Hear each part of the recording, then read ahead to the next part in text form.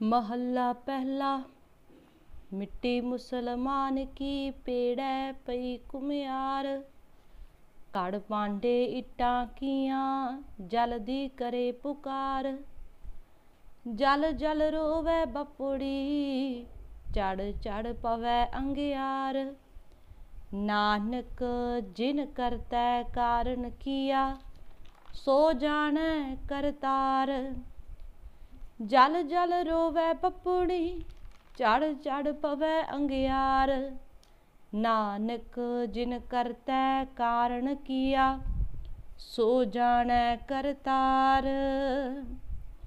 वाहिगुरु जी का खालसा वाहिगुरु जी की फतेह। जिस तरह के आप सब जी नूं पता है, दास ਵੱਲੋਂ ਆਸਾ ਕੀ ਵਾਰ ਦੀ ਲੜੀਵਾਰ ਵਿਚਾਰ ਕਰਨ ਦਾ ਇੱਕ ਨਿਮਾਣਾ ਜਿਹਾ ਯਤਨ ਕੀਤਾ ਜਾ ਰਿਹਾ ਹੈ। ਸੋ ਅੱਜ ਆਪਾਂ ਆਸਾ ਕੀ ਵਾਰ ਦੀ 6ਵੀਂ ਪੌੜੀ ਦਾ ਜੋ ਦੂਸਰਾ ਸ਼ਲੋਕ ਹੈ ਉਸ ਨੂੰ ਉਚਾਰਨ ਦਾ ਯਤਨ ਕਰਾਂਗੇ। ਇਸੇ ਹੀ ਪੌੜੀ ਦੇ ਪਹਿਲੇ ਸ਼ਲੋਕ ਦੇ ਵਿੱਚ ਧੰਨ ਸ਼੍ਰੀ ਗੁਰੂ ਨਾਨਕ ਦੇਵ ਮਹਾਰਾਜ ਜੀ ਨੇ ਵੱਖ-ਵੱਖ ਧਰਮਾਂ ਵੱਖ-ਵੱਖ ਮਤਾਂ ਦੇ ਬਾਰੇ ਸਾਨੂੰ ਦੱਸਿਆ ਕਿ ਉਹ ਆਪਣੇ ਮਤ ਬਾਰੇ ਕੀ ਵਿਚਾਰ ਰੱਖਦੇ ਹਨ। ਪਾਤਸ਼ਾਹ ਜੀ ਨੇ ਮੁਸਲਿਮ ਧਰਮ ਬਾਰੇ ਗੱਲ ਕੀਤੀ ਹੈ, ਇੱਥੇ ਹਿੰਦੂ ਧਰਮ ਬਾਰੇ ਗੱਲ ਕੀਤੀ ਹੈ, ਯੋਗ ਮਤ ਬਾਰੇ ਗੱਲ ਕੀਤੀ ਹੈ। ਜਿਹੜੇ ਦਾਨੀ ਸੱਜਣ ਹਨ ਉਹਨਾਂ ਦੀਆਂ ਕੀ ਵਿਚਾਰਾਂ ਹਨ ਪਾਤਸ਼ਾਹ ਜੀ ਨੇ ਉਹ ਵੀ ਸਾਨੂੰ ਦੱਸਣਾ ਕੀਤਾ ਹੈ। ਇੱਥੋਂ ਤੱਕ ਜੋ ਚੋਰੀ ਕਰਦੇ ਨੇ, ਜੋ ਠੱਗੀ ਕਰਦੇ ਨੇ, ਜੋ ਕੂੜ ਦੀ ਕਮਾਈ ਕਰਦੇ ਨੇ, ਮਹਾਰਾਜ ਜੀ ਨੇ ਉਹਨਾਂ ਦੇ ਜੀਵਨ ਦੀ ਵਿਚਾਰ ਵੀ ਸਾਨੂੰ ਦੱਸ ਦਿੱਤੀ। ਜਦੋਂ ਪੌੜੀ ਵੱਲ ਆਉਂਦੇ ਹਾਂ ਤੇ ਪਾਤਸ਼ਾਹ ਜੀ ਸਾਡਾ ਧਿਆਨ ਜਿਹੜਾ ਹੈ ਇਸ ਪੰਕਤੀ ਦੇ ਦਿਵਾਉਣਾ ਚਾਹੁੰਦੇ ਹਨ। ਉੱਤਮ ਇਹੋ ਵਿਚਾਰ ਹੈ ਜਿਨ ਸੱਚੇ ਸਿਉ ਚਿਤਲਾਇਆ ਜਗ ਜੀਵਨ ਦਾਤਾ ਪਾਇਆ। ਕਿਉਂਕਿ ਪੌੜੀ ਇੱਕ ਕੇਂਦਰ ਭਾਵ ਹੁੰਦੀ ਹੈ, ਕਿਸੇ ਵੀ ਵਾਰ ਦੀ ਜਿਹੜੀ ਪੌੜੀ ਹੈ ਉਹ ਕੇਂਦਰ ਭਾਵ ਹੈ।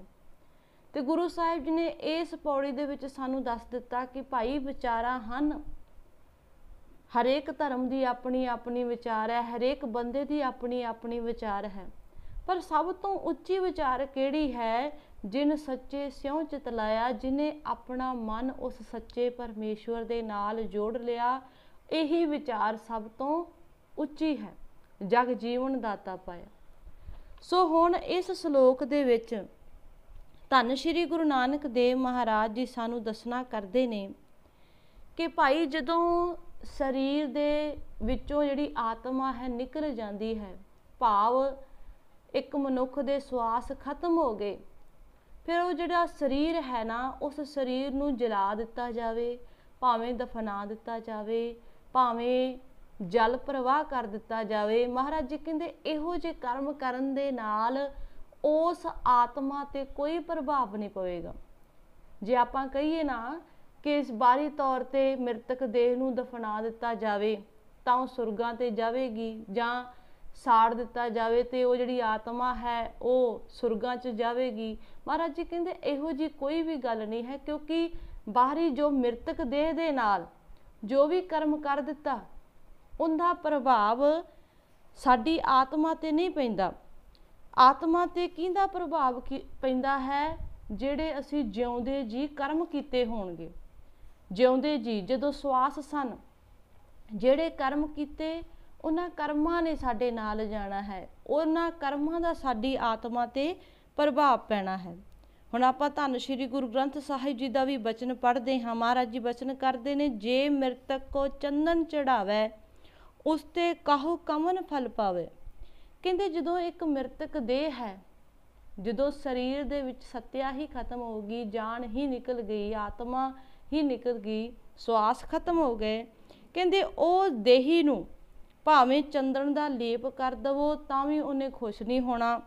ਜੇ ਮ੍ਰਿਤਕ ਕੋ ਬਿਸਟਾ ਮਾਹੀ ਰੁਲਾਈ, ਤੇ ਕਹਿੰਦੇ ਜੇਕਰ ਉਸ ਮ੍ਰਿਤਕ ਦੇਹ ਨੂੰ ਅਸੀਂ ਗੰਦਗੀ ਦੇ ਵਿੱਚ ਸੁੱਟ ਦੇਵਾਂਗੇ ਤੇ ਕਹਿੰਦੇ ਉਸ ਮ੍ਰਿਤਕ ਦੇਹ ਦਾ ਤਾਂ ਵੀ ਕੁਝ ਘਟ ਨਹੀਂ ਜਾਣਾ, ਕਿਉਂਕਿ ਜਿਹੜੀ ਆਤਮਾ ਸੀ ਉਹ ਤਾਂ ਇਸ ਸਰੀਰ ਦੇ ਵਿੱਚੋਂ ਨਿਕਲ ਗਈ।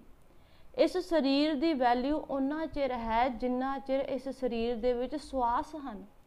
ਜਦੋਂ ਸਵਾਸ ਖਤਮ ਹੋ ਗਏ ਸਾਨੂੰ ਪਤਾ ਹੈ ਇਸ ਦੇਹੀ ਦੀ ਕੋਈ ਵੈਲਿਊ ਨਹੀਂ। ਇਹ ਜਿਹੜਾ ਸਰੀਰ ਹੈ ਆਪਣੇ ਹੀ ਪਰਿਵਾਰ ਦੇ ਬੰਦਿਆਂ ਵੱਲੋਂ ਸ਼ਮਸ਼ਾਨ ਘਾਟ ਲੈ ਕੇ ਉੱਥੇ ਸਾੜ ਦਿੱਤਾ ਜਾਂਦਾ ਹੈ। ਕਹਿਣ ਤੋਂ ਭਾਵ ਹੈ ਧੰਨ ਸ਼੍ਰੀ ਗੁਰੂ ਨਾਨਕ ਦੇਵ ਮਹਾਰਾਜ ਜੀ ਸਾਡਾ ਧਿਆਨ ਕਿੱਥੇ ਦਿਵਾਉਣਾ ਚਾਹੁੰਦੇ ਨੇ। ਹੁਣ ਮੈਂ ਬਚਨ ਪੜਾਂ। ਮਹਾਰਾਜ ਜੀ ਬਚਨ ਕਰਦੇ ਨੇ, ਮਿੱਟੀ ਮੁਸਲਮਾਨ ਕੀ ਪੇੜੈ ਪਈ ਘੁਮਿਆਰ। ਕਹਿੰਦੇ ਮੁਸਲਮਾਨਾਂ ਦਾ ਇਹ ਅਕੀਦਾ ਹੈ, ਇਹ ਵਿਸ਼ਵਾਸ ਹੈ ਕਿ ਉਹ ਕਹਿੰਦੇ ਨੇ ਕਿ ਜੇਕਰ ਮ੍ਰਿਤਕ ਦੇਹ ਨੂੰ ਸਾੜ ਦਿੱਤਾ ਜਾਵੇ ਤਾਂ ਉਸ ਨੂੰ ਦੋਜ਼ਖ ਮਿਲੇਗਾ, ਕਿ ਜੇਕਰ ਮ੍ਰਿਤਕ ਦੇਹ ਨੂੰ ਦਫਨਾਇਆ ਨਾ ਗਿਆ ਤਾਂ ਉਸ ਨੂੰ ਦੋਜ਼ਖ ਮਿਲੇਗਾ। ਹੁਣ ਧੰਨ ਸ਼੍ਰੀ ਗੁਰੂ ਨਾਨਕ ਦੇਵ ਮਹਾਰਾਜ ਜੀ ਸਾਨੂੰ ਇੱਥੇ ਸਮਝਾਉਣਾ ਕਰਦੇ ਨੇ ਕਿ ਭਾਈ ਇਸ ਤਰ੍ਹਾਂ ਕਰਨ ਦੇ ਨਾਲ ਉਸ ਆਤਮਾ ਤੇ ਕੋਈ ਪ੍ਰਭਾਵ ਨਹੀਂ ਪੈਂਦਾ। ਕਹਿੰਦੇ ਮੰਨ ਲਵੋ, ਹੁਣ ਮੁਸਲਮਾਨਾਂ ਨੂੰ ਇੱਥੇ ਮੁਸਲਿਮ ਧਰਮ ਨੂੰ ਪਾਤਸ਼ਾਹ ਜੀ ਨੇ ਦੱਸਿਆ ਹੈ, ਕਹਿੰਦੇ ਮੰਨ ਲਵੋ ਤੁਸੀਂ ਕਹਿੰਦੇ ਹੋ ਉਸ ਸਰੀਰ ਨੂੰ ਦਫਨਾ ਦਿੱਤਾ ਹੈ ਤੇ ਇਸ ਕਰਕੇ ਹੁਣ ਉਹ ਸਰੀਰ ਸੁਰਗਾਂ ਤੇ ਜਾਵੇਗਾ। ਤੇ ਪਾਤਸ਼ਾਹ ਜੀ ਨੇ ਇੱਥੇ ਬੜੀ ਸੋਹਣੀ ਉਦਾਹਰਨ ਦਿੱਤੀ ਹੈ, ਕਹਿੰਦੇ ਮਿੱਟੀ ਮੁਸਲਮਾਨ ਕੀ ਪੇੜੇ ਪਈ ਘੁਮਿਆਰ। ਕਹਿੰਦੇ ਜਦੋਂ ਘੁਮਿਆਰ ਨੂੰ ਭਾਂਡੇ ਬਣਾਉਣ ਵਾਸਤੇ ਜਾਂ ਇੱਟਾਂ ਬਣਾਉਣ ਵਾਸਤੇ ਮਿੱਟੀ ਚਾਹੀਦੀ ਹੈ ਨਾ, ਤੇ ਘੁਮਿਆਰ ਕੀ ਕਰਦਾ ਹੈ, ਸਭ ਤੋਂ ਪਹਿਲ ਦੇ ਆਧਾਰ ਤੇ ਕਿੱਧਰ ਜਾਂਦਾ ਹੈ, ਕਬਰਸਤਾਨ ਤੇ ਕਬਰਾਂ ਦੀ ਮਿੱਟੀ ਨੂੰ ਲੈ ਕੇ ਆਉਂਦਾ ਹੈ।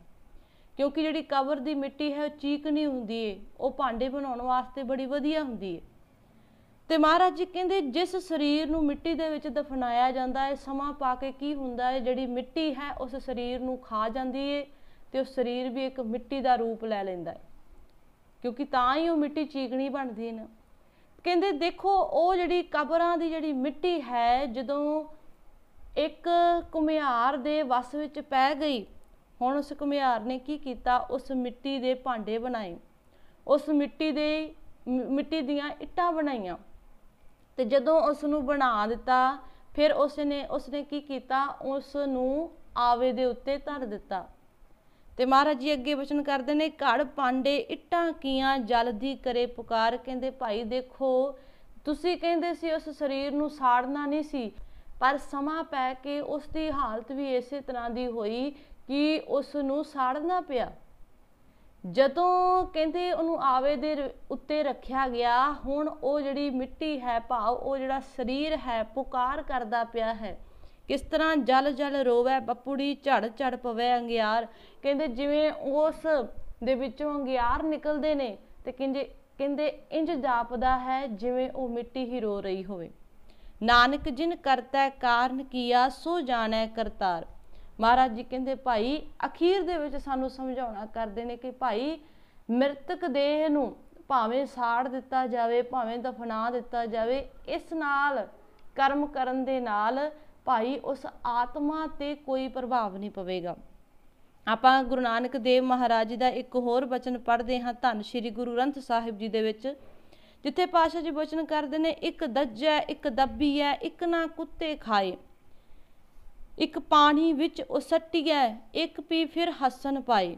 ਕਹਿੰਦੇ ਭਾਈ ਇੱਕ ਨੂੰ ਸਾੜ ਦਿੱਤਾ ਜਾਂਦਾ ਹੈ, ਇੱਕ ਨੂੰ ਧਰਤੀ ਦੇ ਹੇਠ ਦੱਬ ਦਿੱਤਾ ਜਾਂਦਾ ਹੈ, ਇੱਕ ਕੀ ਕਰਦੇ ਹਨ, ਇਸ ਮ੍ਰਿਤਕ ਦੇਹ ਨੂੰ ਜਾਨਵਰਾਂ ਦੇ ਅੱਗੇ ਸੁੱਟ ਦਿੰਦੇ ਨੇ ਕਿ ਇਹ ਬੜਾ ਪੁੰਨ ਦਾ ਕੰਮ ਹੈ, ਉਹ ਸਮਝਦੇ ਨੇ।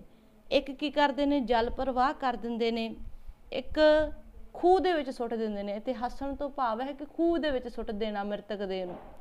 ਪਰ ਪਾਤਸ਼ਾਹ ਜੀ ਕਹਿੰਦੇ ਇਸ ਤਰ੍ਹਾਂ ਕਰਨ ਦੇ ਨਾਲ ਭਾਈ ਉਸ ਆਤਮਾ ਤੇ ਕੋਈ ਪ੍ਰਭਾਵ ਨਹੀਂ ਪੈਂਦਾ, ਕਿਉਂਕਿ ਅਖੀਰ ਬਚਨ ਕਰਦੇ ਨੇ, ਨਾਨਕ ਏਵ ਨਾ ਜਾਪਈ ਕਿੱਥੇ ਜਾਏ ਸਮਾਏ।